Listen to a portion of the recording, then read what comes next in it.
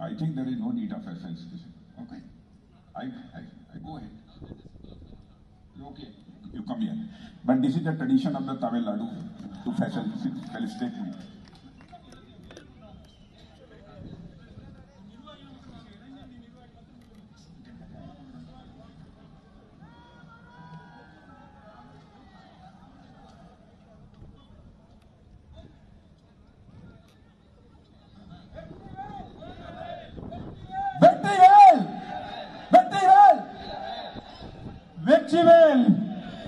Well Bharat माता की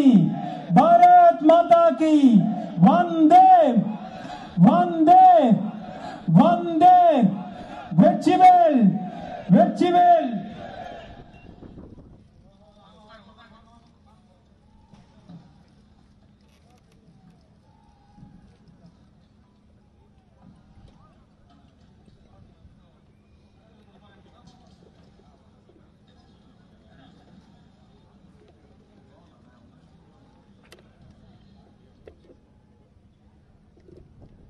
Sorry, State BJP President Thiru Dr. Murugan, National Bharatiya Janata Yuva Morcha President and very dynamic youth leader of this country, Thiru Tejasvi Surya, and a State BJYM President, very dynamic State President of the BJYM, Thiru Vinod Shalom, and other office bearers of BJP and the BJYM, Sagodari Gale, Anaivarukam Balakam.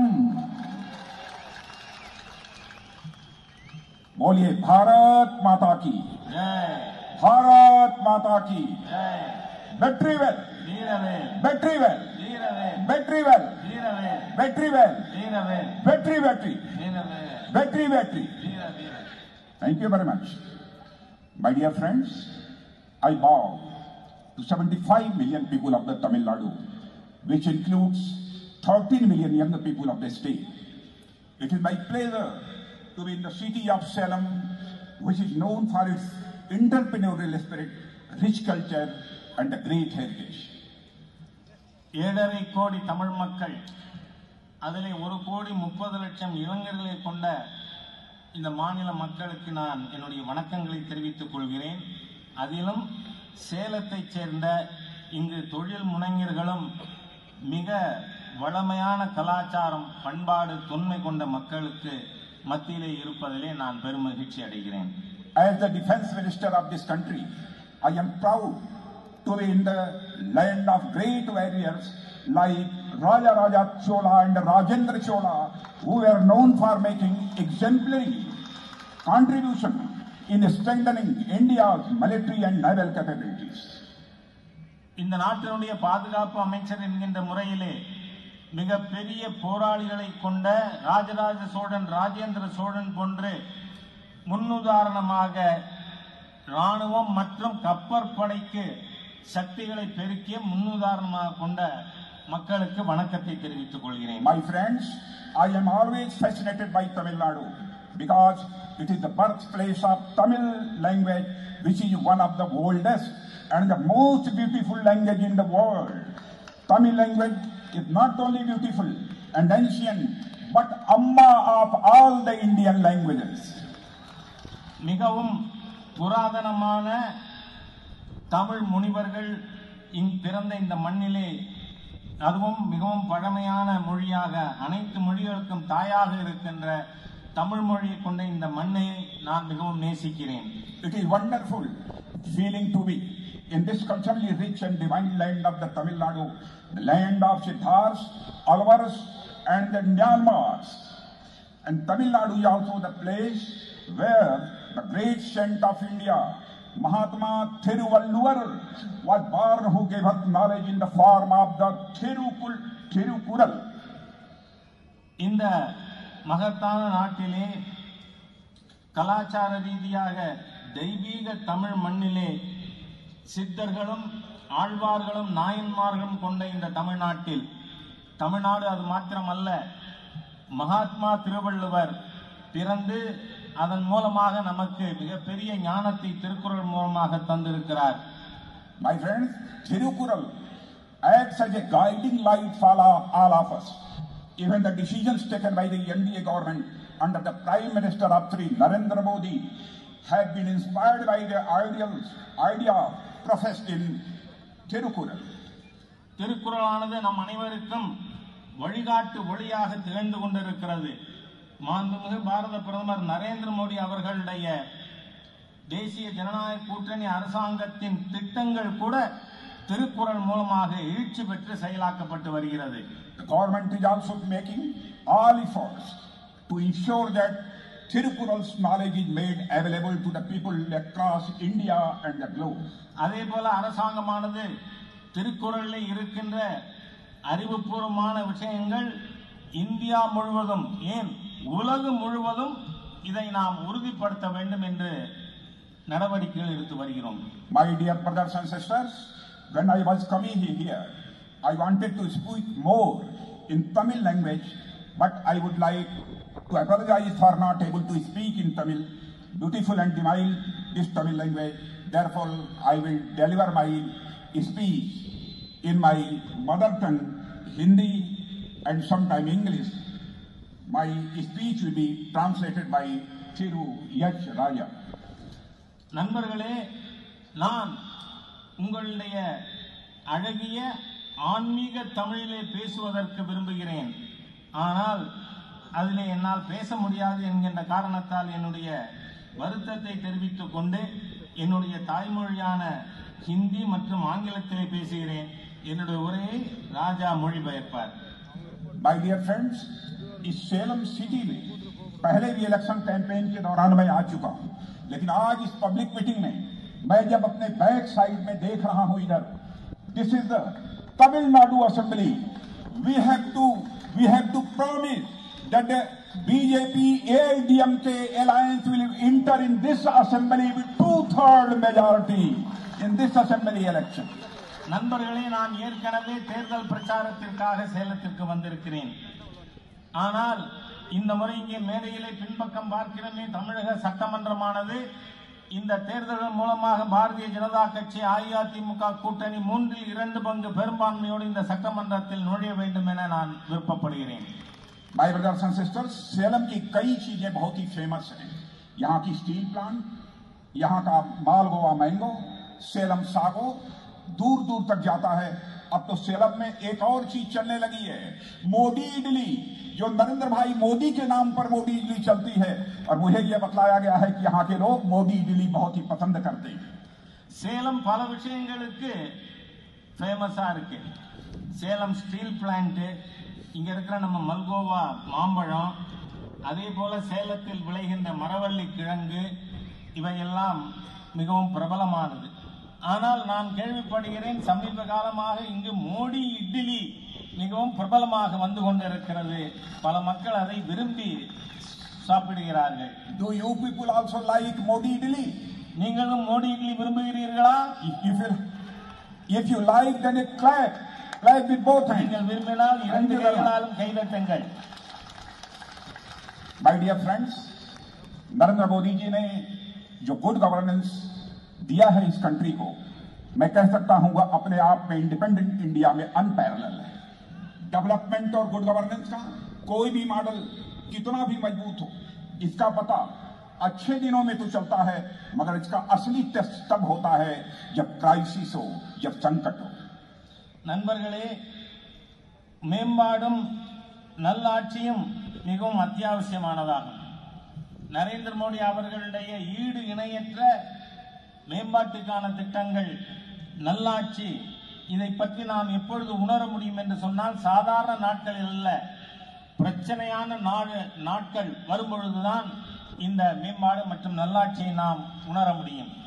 Global pandemic corona कोविड-19 का जिस efficient और effective तरीके से हमारे prime minister Narendra Modi ji ने मुकाबला किया है, बहनों भाइयों, मैं कह सकता हूं भारत के इतिहास में वह इनक्रेडिबल है और इंस्पायरिंग स्टोरी है. अपने அதாவது கொரோனா காலகட்டத்திலே, கோவிட்-19 காலகட்டத்திலே மோடி அரசாங்கமானது எவ்வளவு சிறப்பாக செயல்பட்டு இருக்கிறது என்பது ஒரு எடுத்துக்காட்டாக திகழ்கிறது.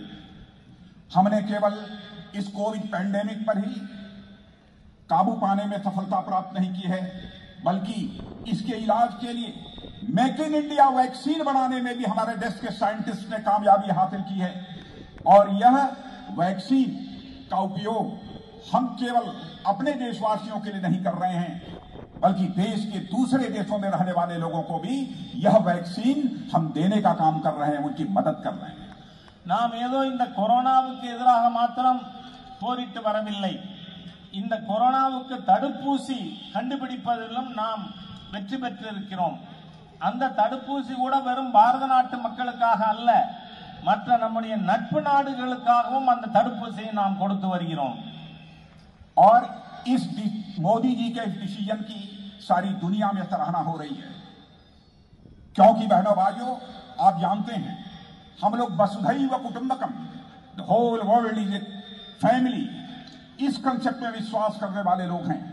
इसलिए यदि हम अपना इलाज करते हैं, अपने देशवासियों का इलाज करते हैं, तो दुनिया के दूसरे देशों में रहने वालों का इलाज करने में भी हम पीछे नहीं रहते, वैसे ही अपने परिवार का सदस्य मानकर उनका भी इलाज करते हैं। நாம் இந்த கொரோனாவுக்கான தடுப்பூசி கண்டுபிடிப்பது, அது உபயோகப்படுத்துவதிலே நம் நாட்டினுடைய சித்தாந்தம் வசுதைவ குடும்பகம், அதாவது உலகமே ஒரு குடும்பம் என்று எண்ணுகின்ற காரணத்தினாலே இதை பாரத நாட்டிற்காக மாத்திரம் நாம் பயன்படுத்தவில்லை, உலகத்தில் இருக்கின்ற பிற நாடுகளுக்காகவும் இதை நாம் பயன்படுத்த தருகிறோம். इकोनॉमी कोविड पैंडेमिक के दौरान पूरी तरह से जाम हो गई, लेकिन इस इकोनॉमी को गति देने का काम यदि किसी ने किया है तो हमारे प्रधानमंत्री ने दिया है। और कोई गरीब भूखा न सोए, इसलिए 1.70 लाख करोड़ की लागत से प्रधानमंत्री गरीब कल्याण योजना भी चलाकर मोर देन 80 करोड़ लोगों की हेल्प करने का काम यदि किसी ने किया है तो हमारे प्राइम मिनिस्टर नरेंद्र मोदी ने किया है। இந்த கொரோனா நோயினால் நம்முடைய சுகாதாரம் கெட்டது மாத்திரமல்ல, இந்த நாட்டினுடைய பொருளாதாரமும் பாதிக்கப்பட்டிருக்கிறது. ஆனால் மாண்புமிகு பாரத பிரதமர் மோடி அவர்களுடைய ஆட்சி இந்த நாட்டில் ஒருவர் கூட இரவு வெறும் வயிற்றோடு தூங்கக்கூடாது என்கின்ற காரணத்தினாலே 1,70,000 கோடி ரூபாய் ஏழை மக்களுக்கான நல திட்டத்திற்காக 80 கோடி மக்களுக்கு நிவாரணம் கொடுக்கின்ற பணியிலே மிகச் சிறப்பாக மோடி அவர்கள் அரசாங்கம் செயல்பட்டு இருக்கிறது. इस कोविड पैंडेमिक के कारण भारत की इकोनॉमी पर भी एडवर्स इंपैक्ट हुआ था बहनों भाइयों, लेकिन हमारे गवर्नमेंट ने, हमारे प्राइम मिनिस्टर ने ऐसे हालात पैदा कर दिए। अब इंटरनेशनल मॉनेटरी फंड ने भी कहा है अगले साल 2021-2022 में भारत की जीडीपी की ग्रोथ डबल डिजिट में होगी, यानी मोर देन 11.5% होगी। அதாவது நாம் இந்த நாட்டினுடைய பொருளாதாரத்தை வேகமாக செயல்படுத்துவதில் மோடி அரசாங்கம் மிகப்பெரிய நடவடிக்கைகள் மேற்கொண்டிருக்கிறது. அதன் காரணமாக இன்டர்நேஷனல் மானிட்டரி ஃபண்ட், சர்வதேச நிதி நிறுவனம் வருகின்ற 2022-21-22 ஆண்டில் இந்த நாட்டினுடைய ஒட்டுமொத்த பொருளாதார வளர்ச்சி இரட்டை இலக்கத்தில் இருக்கும், அதாவது 11.5% வளர்ச்சியை இந்த நாடு காணும் என IMF கூறியிருக்கிறது. After this COVID pandemic, we are going to write India's next growth story, and foreign investment is also increasing day by day in our country. Due to this, stock market is also jumping. Not only jumping, but stock market jallikattu कर रहा है, जल्लीकट्टू कर रहा है. அதாவது இந்த Covid காலகட்டத்தில் கூட இந்த நாட்டினுடைய பொருளாதாரம் ஒரு புதிய வளர்ச்சி கதையை பார்த்து கொண்டிருக்கிறது. இந்த நாட்டிற்கு அந்நிய மூலதனமானது மிக வேகமாக வந்து கொண்டிருக்கிறது. நம்முடைய பங்கு சந்தை அது மிக வேகமாக வளர்கிறது என்பது மாத்திரமல்ல, அது ஒரு ஜல்லிக்கட்டு காளை போல வேகமாக ஓடிக்கொண்டிருக்கிறது. रूरल इकोनॉमी को भी बूस्ट देने के लिए हमारी गवर्नमेंट ने कई स्टेप्स लिए हैं। मैं जानता हूं यहां पर जितने भी हमारे नौजवान आए हैं, इसमें 80% नौजवान फार्मर्स फैमिली के रहने वाले हैं। इसलिए फार्मर्स को ध्यान में रखते हुए बहनों भाइयों, कई मेजर स्टेप्स हमारी गवर्नमेंट ने लिए हैं। प्रधानमंत्री किसान सम्मान निधि के अंतर्गत हर फार्मर के अकाउंट में 6,000 रुपीज पर ईयर डालने का काम यदि किसी ने किया है तो हमारे प्राइम मिनिस्टर नरेंद्र भाई मोदी ने किया है। ஊரக பொருளாதாரத்தை வளர்க்கின்ற விதத்திலும் மோடி அவர்களுடைய அரசாங்கமானது செயல்பட்டுக் கொண்டிருக்கிறது. இதில் விவசாயிகளுக்காக மிகப்பெரிய பல திட்டங்களானது கொண்டு வரப்பட்டிருக்கிறது. இங்கு கூட 80% பேர் நீங்கள் கிராம பகுதியிலிருந்து வந்தவர்களாக இருப்பீர்கள். விவசாயிகளுக்கு உதவுவதற்காக விவசாயிகள் நிதியானது ஆண்டுக்கு 6000 ரூபாய் ஒவ்வொருவர் கணக்கிலும் செலுத்தப்படுகிறது. हर गरीब के घर में हम टॉयलेट बना रहे हैं, बड़ी संख्या में टॉयलेट्स बन गए हैं. हर व्यक्ति को जिसके पास अपने पास पक्का मकान नहीं है उसको पक्का मकान भी मुहैया कराने का काम कर रहे हैं. और इतना ही नहीं, हम गांव की इकोनॉमी को डेवलप करने के लिए वहां पर पक्की सड़कें भी बनाने का काम तेजी के साथ कर रहे हैं. நாட்டிலே எவர் வீட்டிலே கழிவறைகள் இல்லையோ அவர்கள் வீட்டுக்கு கழிவறை, யாருக்கெல்லாம் பக்கா வீடுகள் இல்லையோ அவர்களுக்கெல்லாம் பக்கா வீடுகள், அதோடு மட்டுமல்ல ஒவ்வொரு கிராமத்திற்கும் நல்ல சாலைகள் ஆகியவை அரசாங்கமானது இப்பொழுது செயல்படுத்திக் கொண்டிருக்கிறது. हमारे प्राइम मिनिस्टर का यह रिजॉल्व है, संकल्प है कि हम आगामी कुछ ही वर्षों के अंदर अपने देश की फार्मर्स की इनकम को 2 गुना 2.5 गुना 2.5 टाइम समझो बढ़ा देंगे. यह उनका संकल्प है.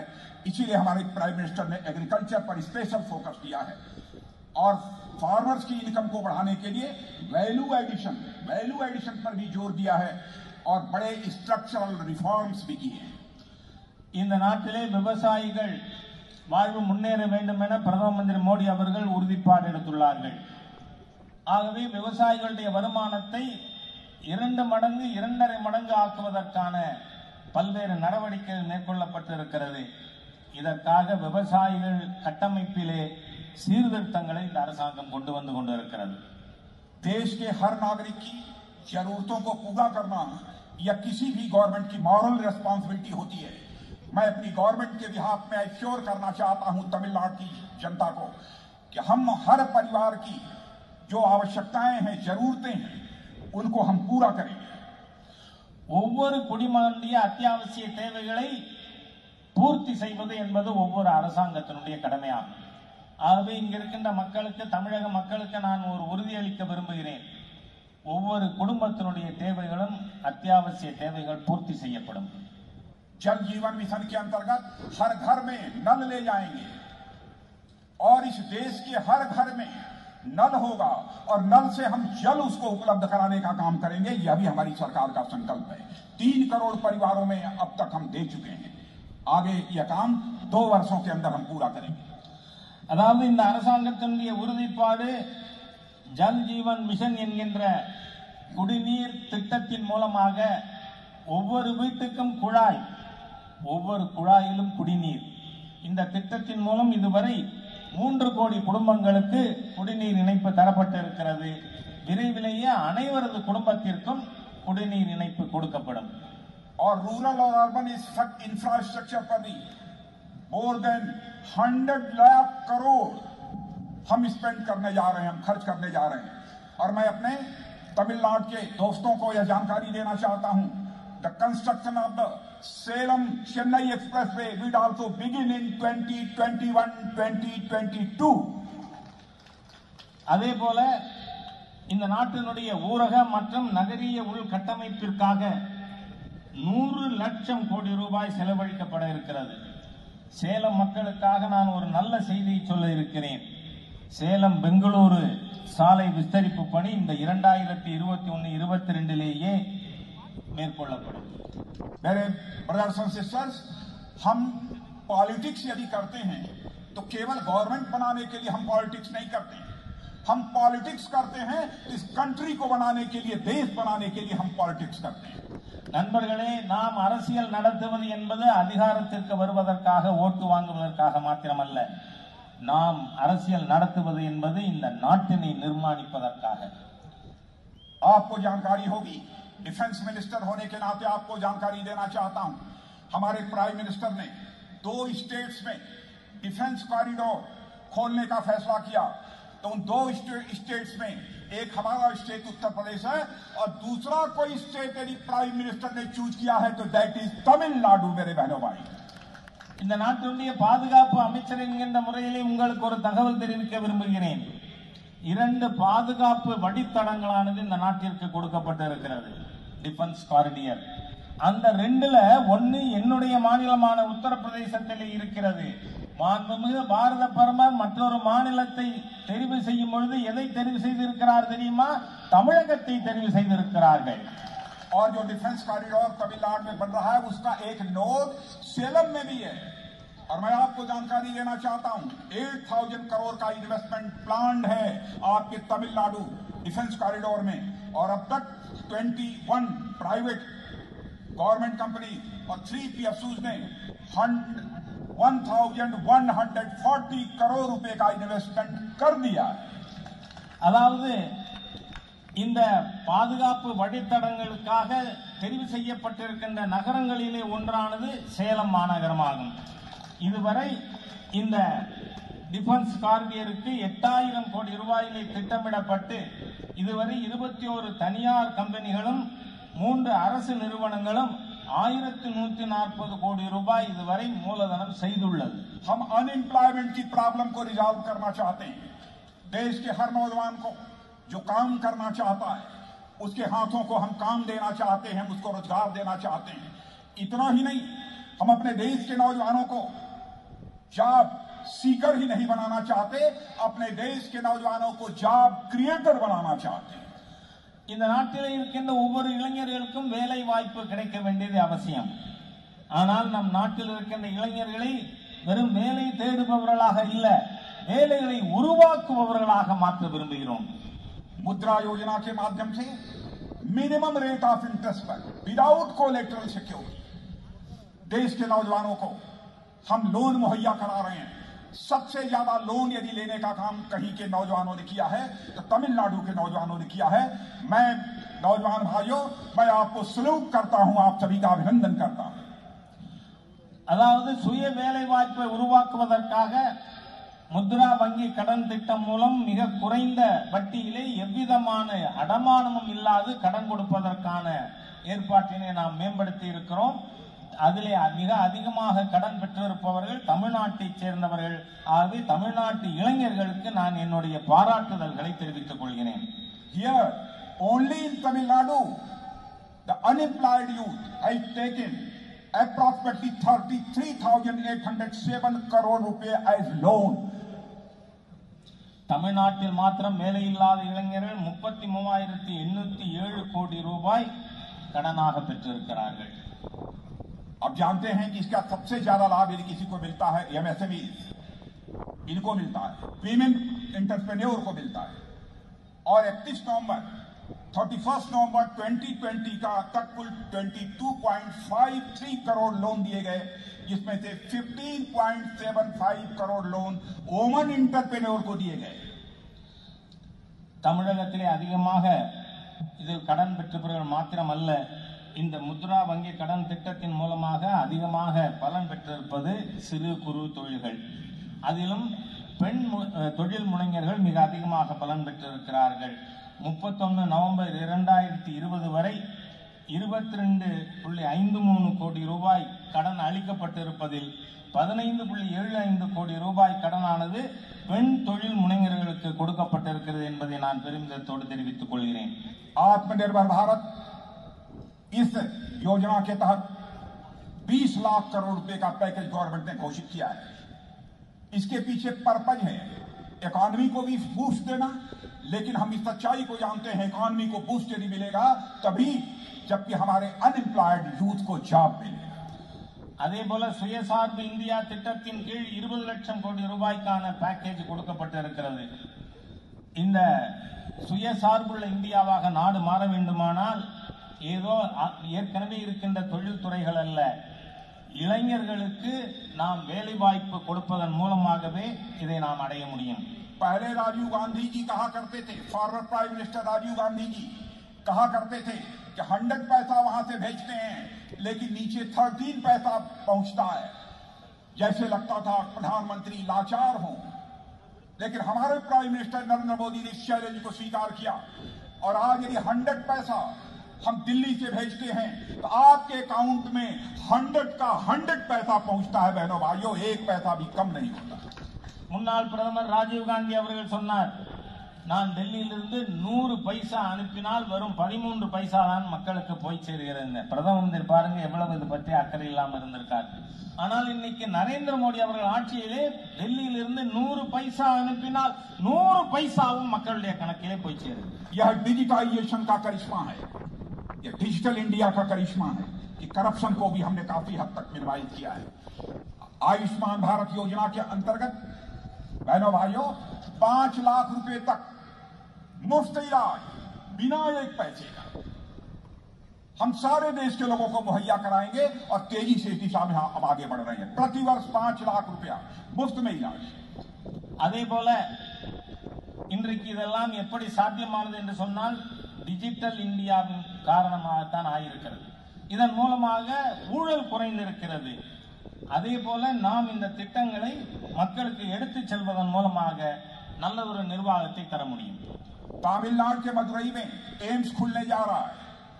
इसके लिए 1246 करोड़ रुपए दिए जा चुके हैं और 6 नए मेडिकल कॉलेज खुलने हैं और 3 और खुलने जा रहे हैं इसी तमिलनाडु में। बहनों भाइयों, हमारी गवर्नमेंट ने तमिलनाडु के डेवलपमेंट के लिए इस सीमा तक जाकर ध्यान दिया है।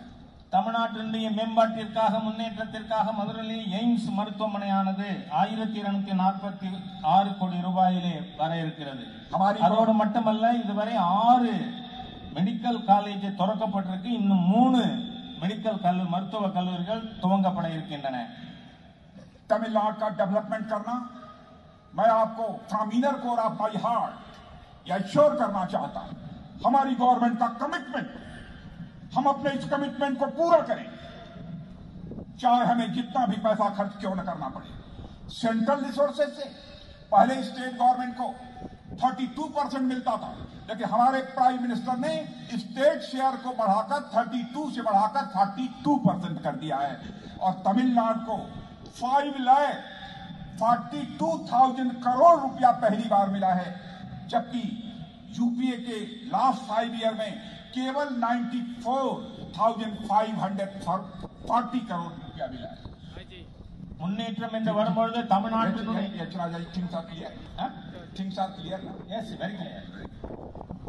முன்னேற்றம் என்று வரும்பொழுது தமிழ்நாட்டை எல்லா விதத்திலும் முன்னேற்றுவதற்காக மத்திய அரசு உதவிகளை செய்து வரும். தமிழகத்தில் இதுவரைக்கும் நாம் மாநிலங்களுக்கு நிதி ஒதுக்கீடு 32% இருந்ததை மோடி அவர்களுடைய அரசாங்கம் 42% அதிகரித்திருக்கிறது. அது மாத்திரமல்ல, கடந்த 6 ஆண்டுகளில் தமிழ்நாட்டுக்கு நாம் 5,42,000 கோடி ரூபாய் நிதி ஒதுக்கி இருக்கிறோம். ஆனால் கடந்த 10 ஆண்டுகளில் ஐக்கிய முற்போக்கு கூட்டணி அரசாங்கத்தில் 94,540 கோடி ரூபாய் மட்டுமே தமிழகத்திற்கு நிதி ஒதுக்கப்பட்டது. बहनों भाइयों, हमारी गवर्नमेंट फ्रीडम फाइटर्स जो थे, जिन्होंने आजादी दिलाने में स्ट्रगल किया है, उनका सम्मान कर रही है। हम आजादी की 75th ईयर्स सेलिब्रेट करने जा रहे हैं।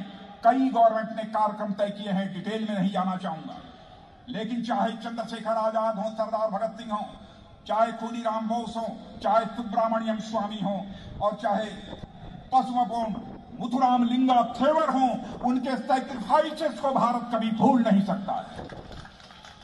நாம் இந்த நாட்டினுடைய 76வது சுதந்திர தினத்தை கொண்டாட இருக்கின்ற வேளையிலே இந்த நாட்டின் சுதந்திரத்திற்காக போராடியவர்களை நாம் பெரிய அளவிலே மதிக்கிறோம். அது குதிராம் போஸாக இருக்கலாம், இல்ல தமிழகத்தைச் சேர்ந்த சுப்பிரமணிய பாரதியாக இருக்கலாம், பசுமன் முத்துராமலிங்க தேவராக இருக்கலாம். அனைவரையும் நாம் மிக பெரிய அளவிலே மதிக்கிறோம். जब मैं नेशनल प्रेसिडेंट था बीजेपी का, उस समय में पसुमपोन मुथुराम लिंग थेवर के रामनद में स्थित मेमोरियल पर मैं गया था और मैं आपको यकीन दिलाना चाहता हूं, मुथुराम लिंगा थेवर जी के कंट्रीब्यूशन को हम केवल तमिलनाडु तक ही नहीं रहने, बल्कि सारे देश में हम उनके मैसेज को ले जाएंगे, उनके संदेश को ले जाएंगे। நான் பாரதிய ஜனதா கட்சியினுடைய தலைவராக இருக்கும் பொழுது ராமநாதபுரத்தில் பசுமன் முத்துராமலிங்க தேவர் அவர்களுடைய நினைவிடத்திற்கு சென்றிருக்கிறேன். முத்துராமலிங்க தேவர் அவர்களுடைய தியாகத்தை வெறும் தமிழகத்தோடு நாம் குறுக்கிவிட விரும்பவில்லை, அதை நாடு முழுவதும் எடுத்துச் செல்ல இருக்கிறோம். पहली बार दिल्ली में किसी गवर्नमेंट ने मथुराम लिंगा थेवर जी को सम्मान यदि दिया है बहनों भाइयों, तो हमारे forward prime minister Shri Atal Bihari Vajpayee ji ने दिया है लाइफ साइज स्टैचू, यानी किसी ने लगवाई है पार्लियामेंट हाउस में, तो हमारे forward prime minister respected Atal Bihari Vajpayee ji ने लगवाई है। டெல்லியிலே பெரியவர் முத்துராமலிங்க தேவர் அவர்களை மதிக்கின்ற விதத்திலே பாராளுமன்ற வளாகத்திற்குள் லைஃப் சைஸ் அவருக்கு ஒரு சிலையானது நிறுவப்பட்டது என்று சொன்னால் நம்முடைய மரியாதைக்குரிய முன்னாள் பிரதமர் அடல் பிஹாரி வாஜ்பாய் அவர்களுடைய ஆட்சி காலத்தில் தான் பாராளுமன்ற வளாகத்தில் தேவர் பெருமானுடைய சிலையானது நிறுவப்பட்டது। मेरे ब्रदर्स एंड सिस्टर्स, इस समय भारत एक एस्पिरेशनल इंडिया के रूप में तेजी के साथ आगे बढ़ रहा है। मैं आप सबका आह्वान करता हूं, आप सबसे मैं अपील करता हूं, इसमें आप सब भी अपना कंट्रीब्यूशन दीजिए। और सच्चाई है कि देश का यूथ न केवल अपनी जिंदगी में क्वालिटेटिव चेंज चाहता है, बल्कि हमारे देश का नौजवान यह भी चाहता है चेंज की जो रफ्तार हो वो स्लो न हो, बल्कि चेंज की रफ्तार यदि होनी चाहिए तो सुपरसोनिक होनी चाहिए। நாம் இந்த நாட்டிலே மிகப்பெரிய எதிர்பார்ப்போடு நாட்டை முன்னேற்றுவதற்காக சென்று கொண்டிருக்கிறோம்। ஆகவே இங்கு இருக்கின்ற இளைஞர்களுக்கு நான் அறைகூவல் விட விரும்புகிறேன்। அதாவது நாம் மாற்றம் என்பது சொந்த வாழ்க்கையிலே மாத்திரமல்ல, மாற்றத்திற்கான பாதையை தேர்ந்தெடுத்து நாம் முன்னேறி செல்ல வேண்டும் என உங்களுக்கு நான் அறைகூவல் விடுக்கிறேன்। कांग्रेस और डीएमके बराबर यह कंट्रोवर्सी क्रिएट करते हैं। आपको मालूम होगा 17 रफेल प्लेन को लेकर कंट्रोवर्सी इन लोगों ने खड़ी की है, लेकिन सीएजी से लेकर सभी ने क्लीन चिट दे दी है। 17 रफेल्स भारत की धरती पर आ चुके हैं, शेष रफेल भी 1 साल के अंदर भारत की धरती पर होंगे। बहनों भाइयों, हमारी एयरफोर्स की कैपेबिलिटी बढ़ गई है, अब हम किसी का भी मुकाबला कर सकते हैं। அதே போல ரஃபேல் ராணுவ விமானத்தை பற்றி காங்கிரஸ் மற்றும் அதனுடைய கூட்டணி கட்சிகள் பல குற்றச்சாட்டுகளை முன்வைத்தார்கள்। ஆனால் சிஏஜி அதில் எந்த விதமான முறைகேடும் நடக்கவில்லை என்பதை உறுதிப்படுத்தி இருக்கிறது। 6 ரஃபேல் விமானங்கள் விரைவிலேயே வர இருக்கின்றன। பாரத நாடு ராணுவ ரீதியாக மிகப்பெரிய வலிமை பெற்ற நாடாக மாற இருக்கிறது। रफेल प्लेन को लेकर हमारे प्राइम मिनिस्टर को यह भी कह दिया चौकीदार चोर है, लेकिन सारी एजेंसी ने, कोर्ट ने, सभी ने यह क्लियर कर दिया बहनों भाइयों कि हमारा प्राइम मिनिस्टर जिसे यह कहते हैं चौकीदार चोर है, वो चोर नहीं बहनों भाइयों, वह प्योर है। इसको सिद्ध कर दिया। எதிர்கட்சிகள் ரஃபேல் விமான ஒப்பந்தத்தை எடுத்துக்கொண்டு காவலாளி திருடன், அதாவது சௌக்கிதார் சோர்கை என்று சொல்லி மாண்புமிகு பாரத பிரதமர் மீது களங்கம் கற்பிக்க நினைத்தார்கள்।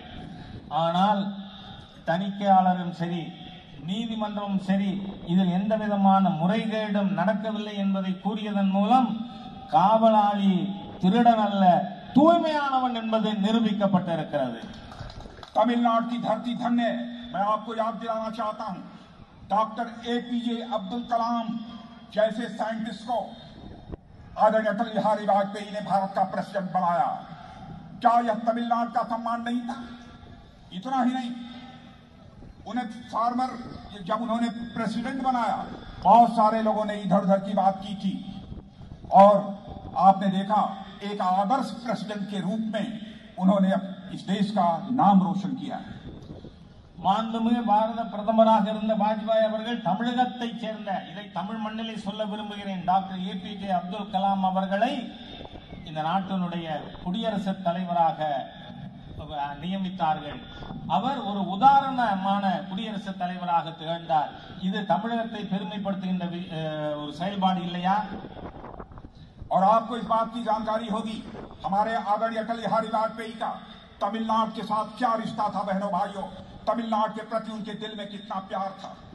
आपको जानकारी है कि 1974 में जब उस समय की कांग्रेस सरकार ने कच्चा थीवू आइलैंड श्रीलंका के लिए छोड़ दिया था, तो अटल जी ने देश के पहले नेता हैं जिन्होंने इस आइलैंड को सीड करने के निर्णय को कंडेम किया था।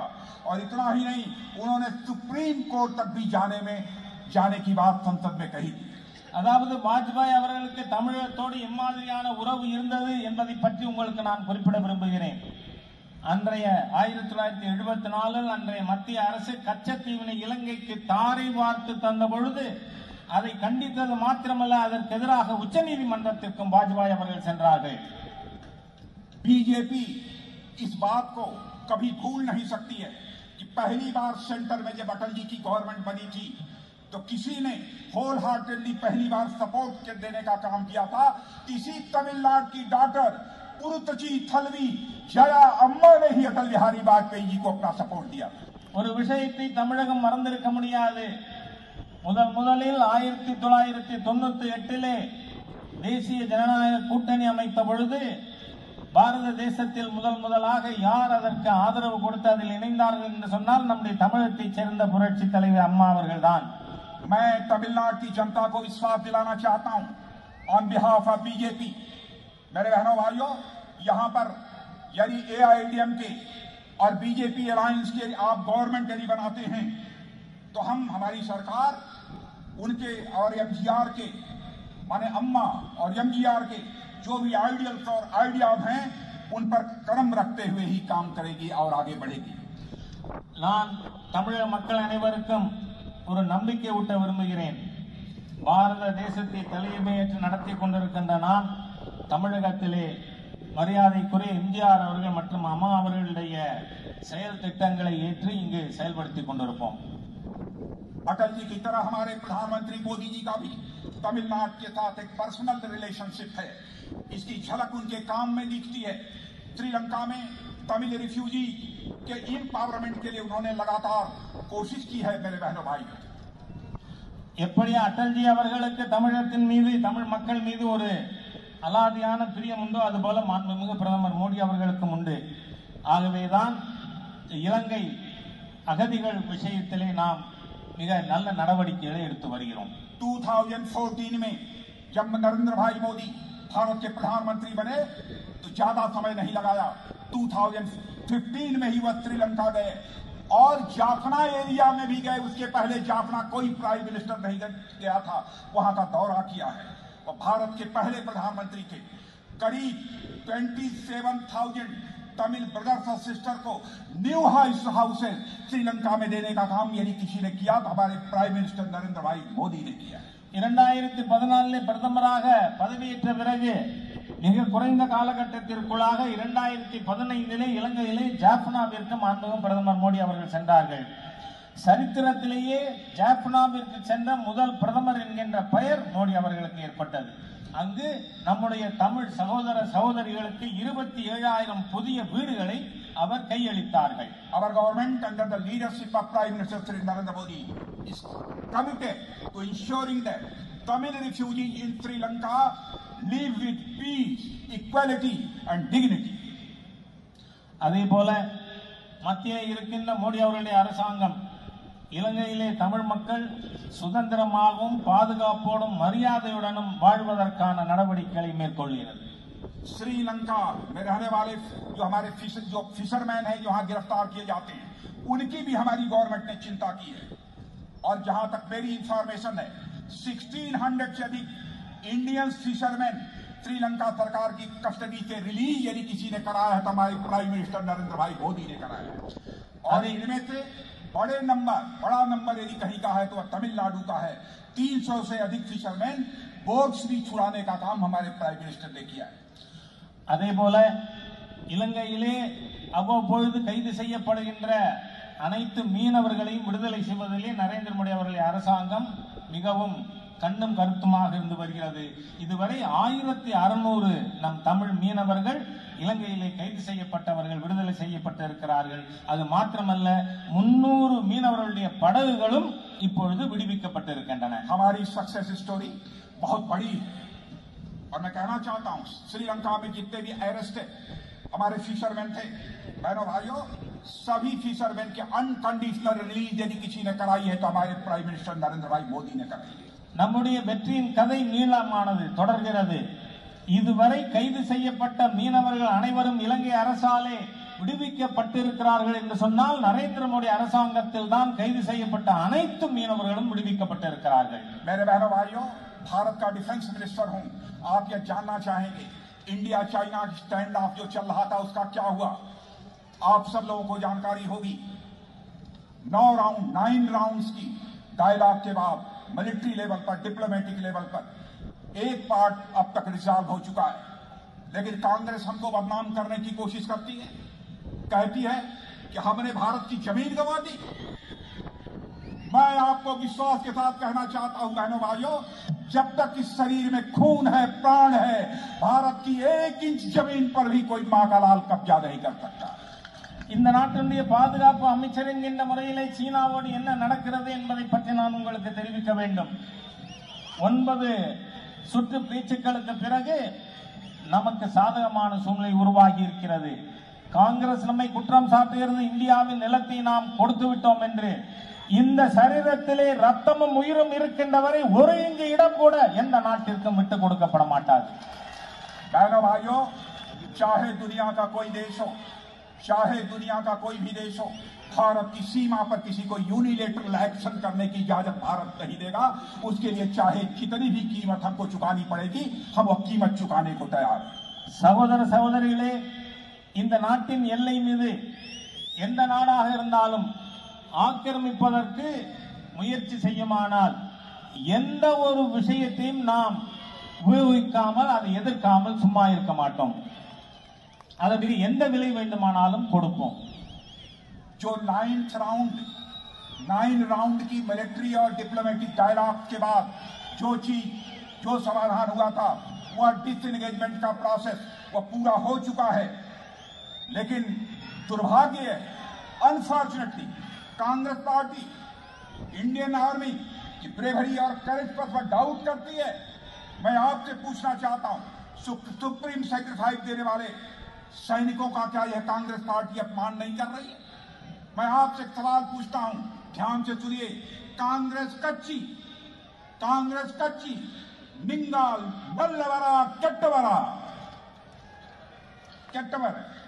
சகோதர சகோதரிகளே, 9 சுற்று பேச்சுவார்த்தைக்கு பிறகு சீனா அதனுடைய ஆக்கிரமித்த பகுதியிலிருந்து பின்வாங்குவதற்கு ஒப்புக்கொண்டிருக்கிறது. ஆனால் இது பற்றி சந்தேகங்களை காங்கிரஸ் எழுப்புகிறது. அதாவது இந்த நாட்டினுடைய ராணுவ வீரர்களுக்கு அவர்களுடைய தியாகத்தை அவமதிக்கிற விதத்திலே பேசுகிறது. நான் உங்களிடம் கேட்கிறேன், காங்கிரஸ் நல்லவர்களா கெட்டவர்களா? Again you asked this question. மீண்டும் சொல்லுங்கள், காங்கிரஸ் நல்லவர்களா கெட்டவர்களா? ராணுவ வீரர்களுடைய தியாகத்தை அவமரியாதை செய்கின்ற காங்கிரஸ் நல்லவர்களா கெட்டவர்களா? Very good brothers and sisters, मैं आपको विश्वास दिलाकर जाना चाहता हूं डिफेंस मिनिस्टर के रूप में कि हमारी government under the leadership of prime minister Narendra Modi India की यूनिटी, टेरिटोरियल इंटीग्रिटी और सॉवरेंटी के साथ हमने न कभी समझौता किया है, न समझौता किया था और न कभी समझौता करेंगे। यह आपको विश्वास दिलाकर जाना चाहता हूं। இந்த நாட்டினுடைய பாதுகாப்பு அமைச்சர் என்கின்ற முறையிலே உங்களுக்கு நான் ஒரு விஷயத்தை நம்பிக்கை ஊட்ட விரும்புகிறேன். இதுவரை இந்த நாட்டினுடைய ஒருமைப்பாடு, எல்லை, ஒற்றுமை இதன் விஷயங்களிலே பாரதிய ஜனதா கட்சி அரசு இதுவரை சமரசம் செய்வதில்லை, ஒருபோதும் செய்யாது என்ற நம்பிக்கை உங்களுக்கு நான் ஊட்ட விரும்புகிறேன். जिस कांग्रेस पार्टी ने इतनी नापाक हरकतें की, उसके साथ डीएमके ने हाथ मिला लिया। In my opinion, DMK and Congress are strange bedfellows and they are marrying each other, but they do not have any chemistry. இந்த மோசமான காங்கிரஸ் கட்சியோடு திராவிட முன்னேற்ற கழகம் கூட்டணி வைத்திருக்கிறது. இவர்கள் வினோதமான நண்பர்கள், ஸ்ட்ரேஞ்ச் பெட்ஃபெலோஸ். இவர்களுடைய கூட்டணியானது ஏற்புடையதாக இல்லை. जब किसी ने मुझसे कहा था कि डीएमके के लोगों से जब अलग से बात होती है तो कहते हैं कांग्रेसी party for burden for us. The only common thread between both the parties if they are love of appeasement. Congress கட்சியும் திமுகவும் மக்களுக்கு பாரமாக இருக்கின்ற கட்சி. அவர்களிடையே பொதுவாக இருக்கின்ற ஒரே விஷயம் சிறுபான்மையினரை தாஜா செய்வது. कांग्रेस और डीएमके का मॉडल करप्शन और अपीजमेंट पर बेस्ड है और वह जिस तरीके से अपीजमेंट पॉलिटिक्स कर रहे हैं वह तमिलनाडु की सोशल फैब्रिक को कमजोर करेगा। या मैं विनम्र अनुरोध करना चाहता हूं डीएमके और कांग्रेस अलायंस के लोगों से कि तमिलनाडु के सोशल फैब्रिक को यह कमजोर करेगा, जबकि हमारा मानना है कि justice for all, appeasement of none. Congress கட்சியும் திராவிட முன்னேற்ற கழகமும் ஊழல் மற்றும் தாஜா செய்யும் அரசியல் போக்கை கடைபிடித்திருக்கிறார்கள். இதன் மூலமாக மிகப்பெரிய சமூக சீர்கேடு ஏற்படும். பாரதிய ஜனதா கட்சியினுடைய கோட்பாடு அனைவருக்கும் நீதி, எவரையும் தாஜா செய்வது அநீதி. मेरे ब्रदर्स एंड सिस्टर्स, तमिलनाडु की जनता स्टेबल और ड्यूरेबल गवर्नमेंट चाहती है ताकि डेवलपमेंट में किसी भी प्रकार का डिसरप्शन न होने पाए. The success of our victorial yatra has shaken DMK and Congress in Tamil Nadu. தமிழகத்திலே நிலையான நல்ல ஆட்சி வேண்டும். பாரதிய ஜனதா கட்சியின் வெற்றிவேல் யாத்திரை திமுகவையும் காங்கிரஸையும் ஆட்டம் காண செய்திருக்கிறது. मैं पूरी तरह से कॉन्फिडेंट हूं अब तमिलनाडु की जनता कांग्रेस डीएमके इस अलायंस को कभी भी पसंद नहीं करेगी, कभी भी इनकी गवर्नमेंट नहीं बनाएगी, क्योंकि उसे तो लोटस फ्लावर और 2 लीव्स की जोड़ी ही पसंद है. लोटस फ्लावर और 2 लीव्स, यही जो है जोड़ी, यही कॉम्बिनेशन तमिलनाडु की जनता को पसंद है. தமிழக மக்கள் நிச்சயமாக காங்கிரஸ் திராவிட முன்னேற்ற கழக கூட்டணியை விரும்ப மாட்டார்கள், அதற்கு வாக்களிக்க மாட்டார்கள். அவர்கள் விரும்புவதெல்லாம் தாமரை இரட்டை இலை ஜோடியைத்தான் விரும்புகிறார்கள். Only lotus and leaf can bring prosperity to this great land of Tamil Nadu. தாமரையும் இரட்டை இலையும் மாத்திரமே இந்த மகத்தான தமிழகத்திற்கு வளமையை முன்னேற்றத்தை ஏற்படுத்த முடியும். मैं यहाँ मौजूद बड़ी संख्या में मैं देख रहा हूँ, ऐसी क्राउड तमिलनाडु में मैंने कभी नहीं देखी थी. 6 इयर्स तक नेशनल प्रेसिडेंट बीजेपी का रहा हूँ, ये ह्यूज क्राउड जो मैं देख रहा हूँ कभी नहीं देखा था. मैं इसके लिए आपको कांग्रेचुलेट करना चाहता हूँ डॉक्टर मुरुगन जी, विनोद जी, आपको PAYM, आप सभी को, पूरी आपकी टीम को मैं कांग्रेचुलेट करना चाहता हूँ. ये करिश्मा मैं तमिलनाडु के अंदर देख रहा हूं. ये परिवर्तन की, चेंज की एक वेव चल रही.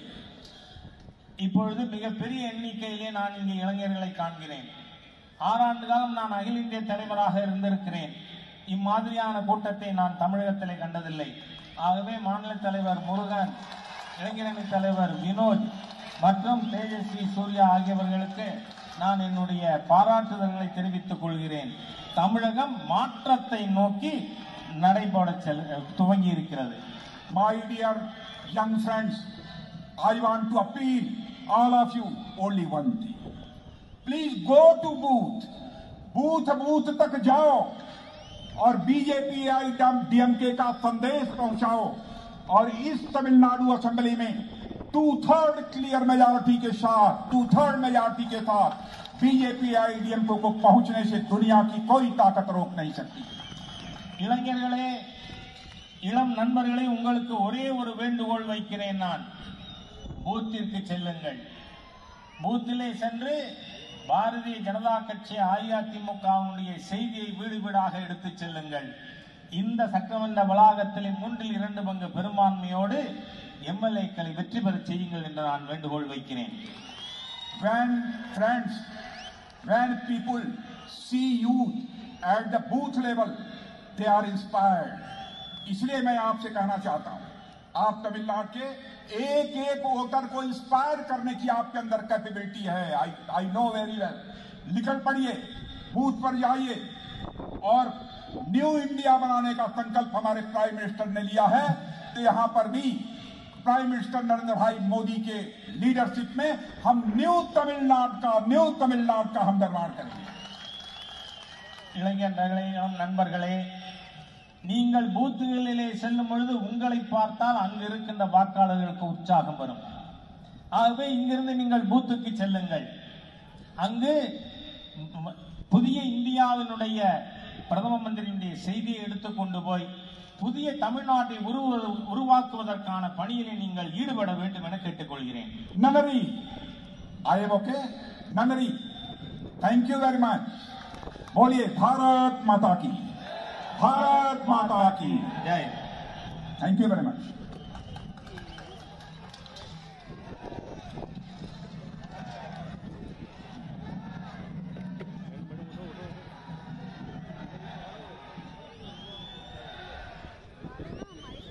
Subscribe to our channel by clicking the subscribe button. Click the bell button and enjoy the latest uploads from our channel.